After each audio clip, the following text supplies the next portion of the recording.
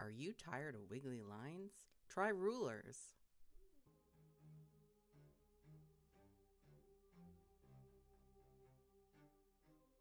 Clip Studio Paint has a wide selection of rulers to use in the program. As a symmetrical ruler, a special ruler, a perspective ruler, a linear ruler, a curve ruler, a figure ruler, a guide, and a ruler pen. To find rulers, go to the Shape tool, go to the Ruler section. There you will find the Symmetrical Ruler at the top. What you draw on one side appears on the other side. When you select one side, it selects on the other side. When you paint bucket one side, it paint buckets on the other side. One of the cool things to do with the Symmetrical Ruler is change the number of lines. And when you do that, you do something that's sort of like a mandala effect. And it's got a lot of different uses, like mandalas. But also you can make cool things like magic circles for magical people. It's very cool. Special ruler is special. It has a lot of different rulers within the ruler, so check those out. The first one is the Parallel Line ruler, which is great for stuff like you want to do like cool rain coming down. I don't know. Cross hatching is also great. Parallel Curve, you can do kind of a 3D effect. You can keep things in the same curve. It's great for like more graphic stuff. It's good for repeating patterns and things in the background, or like an echo effect. Radial Line, where you can make sparkles. Thing is, unless you're very particular about making your own special, unique radial line, there is a tool right over here in the same subtool group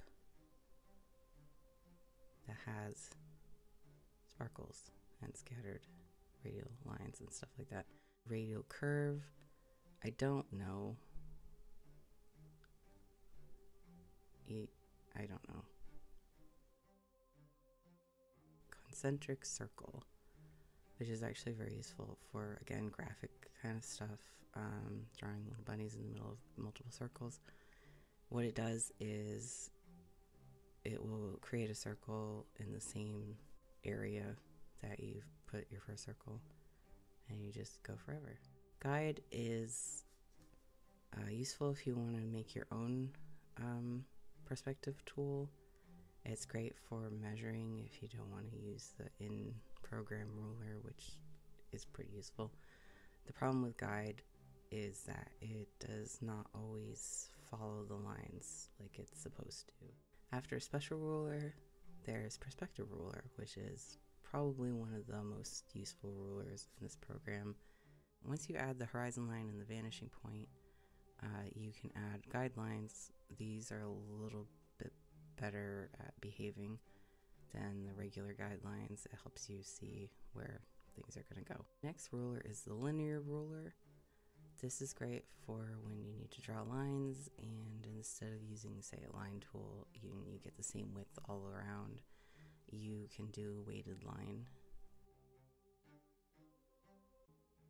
Part of that same tool is a curve line tool, if I could do it right. You can, again, use the weighted line. It's very smooth. It works great with a vector layer. You have more control over the width after that because you can actually thicken and thin the lines as much as you want with the vector layer. Curve ruler, basically the same thing. Curve ruler kind of expands on the linear curve ruler. It gives you a little bit more flexibility. It also gives you a straight edge ruler. You can make cool 3D things.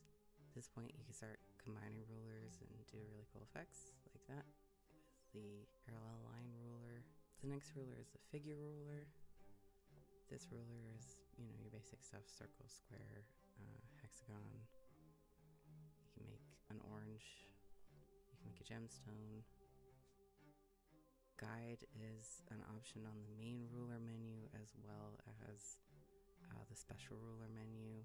Ruler pen, you draw with it and then you draw on top of it. You can make a little Squidward. Cool things you can do with it again are like magic circles or mandalas. The perspective ruler is really useful for doing backgrounds. Symmetrical Ruler can do some really cool effects. This piece is using perspective ruler, explosion ruler, Symmetrical Ruler, and parallel line ruler.